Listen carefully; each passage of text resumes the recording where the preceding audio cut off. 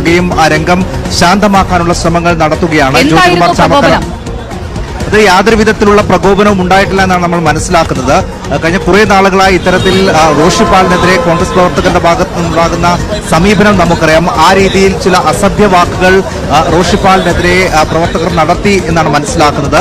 ആ സമയത്ത് നമ്മുടെ വി എസ് രഞ്ജിത്ത് അടക്കമുള്ള നമ്മുടെ ടീം ലീഡ് ചെയ്യുന്ന വി എസ് രഞ്ജിത്ത് അടക്കമുള്ള ആളുകൾ അവിടെ എത്തുകയും അത് ചോദ്യം ചെയ്യുകയും ചെയ്തു.